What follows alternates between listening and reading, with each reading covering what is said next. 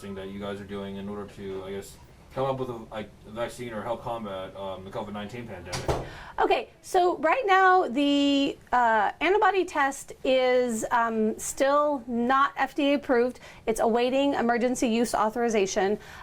So what we are doing is we're allowing people, there's a lot of people that think they might have had the COVID-19 infection in February or March, but the testing wasn't easily available. Even some people at the beginning of April might think they might have had it, but again, testing wasn't readily available. And so what this will show you is if you've had an immune response to COVID-19.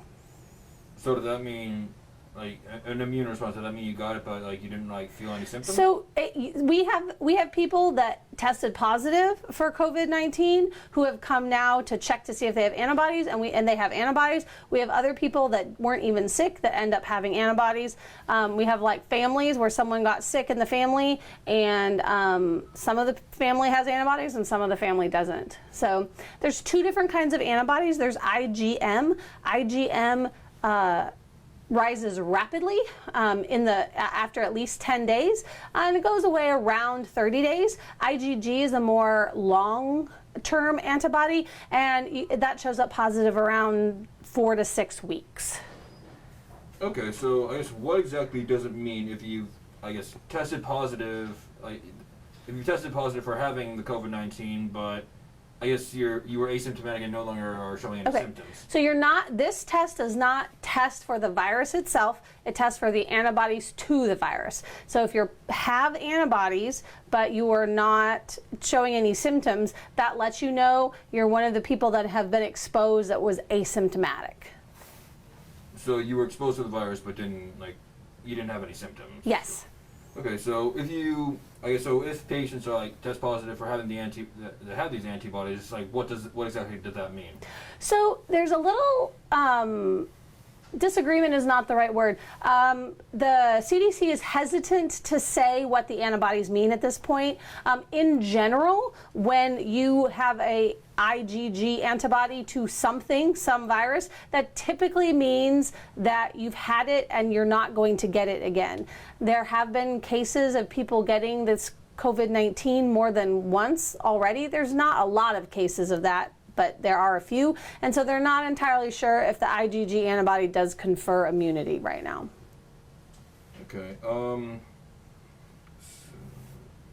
I guess if you tested positive for having these antibodies, did that mean that you are immune to? Does that mean that you are immune to like certain viruses like this COVID-19 virus? So like I just said, if you test positive for the antibodies, in general, in other types of viral illnesses, if you have antibodies, you are immune. They are very reluctant to say that is the case with COVID-19 until there's more study. So I cannot say that. Okay.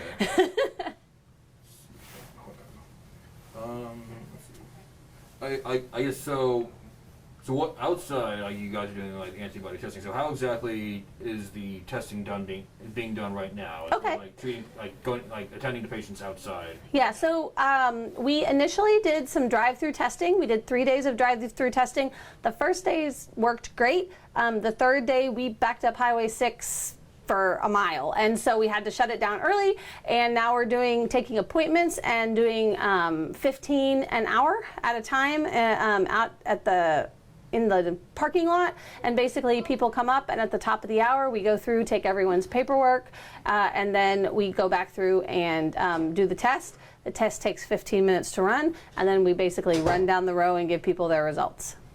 And I guess when people get the results, what kind of results do these tests show? So they will get results that say IgM and IgG and either positive or negative. Okay. And so if they're so let's say for example if they're IgG positive for these antibodies, what does that do, or what does that mean for the patient or the people that are IgG positive but IgM negative, it essentially means they're had a previous infection. We actually have a list on our website of all the different permutations of IgM and IgG, both positive and negative, and what each of those things mean. Okay. So So I guess why is antibody testing the direction that everyone is leaning towards right now? So right now, I wouldn't say everyone's leaning towards it, but what it does is this gives people an opportunity who don't qualify for the PCR test because it's an extremely limited supply to come and get some information.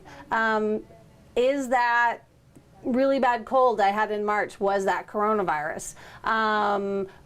Did I maybe have the antibody and not know it? You know, maybe was I exposed to the infection and not know it? And so for a lot of people, it's mostly information. I will tell you, most people want to be positive for the antibody because then they'll feel better about, being out and about. I will say that most of the people we are testing are not positive for the antibody. We have less than 7% on average right now.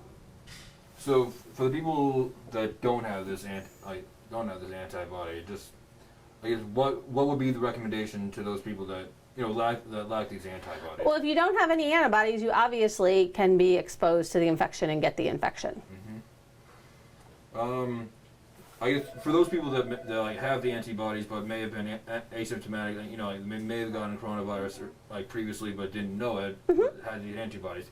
Can they still get coronavirus in the future, or? So again, like I said, the CDC is not allowing us to say, or anyone to say, whether the positive antibodies mean that you are immune to coronavirus. Okay, there are also 4 other common coronaviruses, and just having one of those doesn't make you immune to this one.